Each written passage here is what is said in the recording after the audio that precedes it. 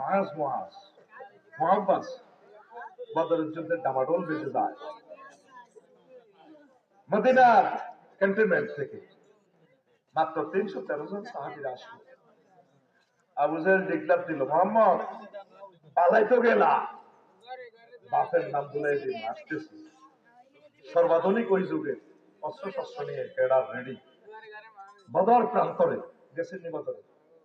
মারহাবা, আলহামদুলিল্লাহ 4 বার গেছে, আমি 2 বার গেছি ইনশাআল্লাহ, সামনে আবার যাব। বদরের কলিজার ভাইদেরকে দেখে আসবো, সাহাবায়ে কেরামদেরকে। আমিন। আল্লাহ আমার বদরের সাহাবীদের, রাসূলের সাল্লাল্লাহু আলাইহি ওয়াসাল্লামের সাহাবীদের কবরকে নূরে মুনাওয়ার করো। আমিন।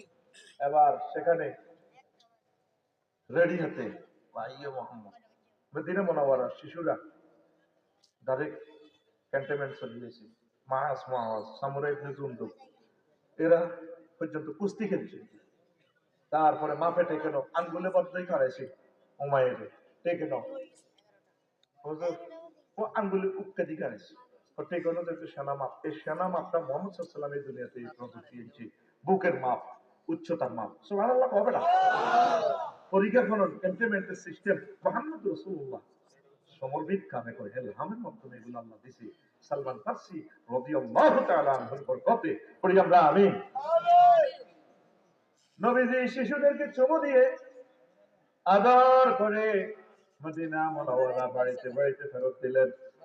মাস মোহাম্মদ যায় না, মাফে টেকে না। নবীজি কোন মাস মোহাম্মদ চলে যাও, না নবী যাব না, আপনাকে মেরে ফেলবে বদরের প্রান্তরে, আমরা মদিনার শিশুরা বেঁচে থেকে কি লাভ, আমরা যাবো না, যেভাবে হোক আপনি নেন।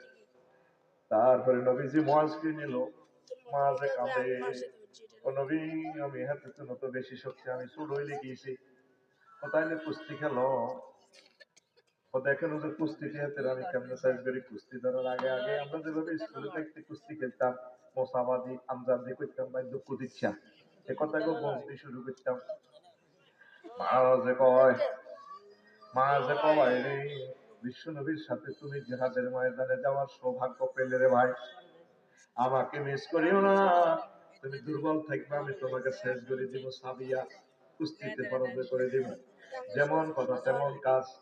নবীজি মহব্বত করে দুইজনকে লইলেন, লই এক সাহাবী মাথা হাতে দিলেন। ছোট্ট মানুষ রাখতে পারলাম না, তারা যাচ্ছে বদর প্রান্তরে, আমাদের ঘোড়া অনেক, খাদ্য খানা রসদ নাই, কষ্টের পথে ছোট্ট সোনামণিরা যাবে। প্রচন্ড লড়াই চলছে, লড়াই।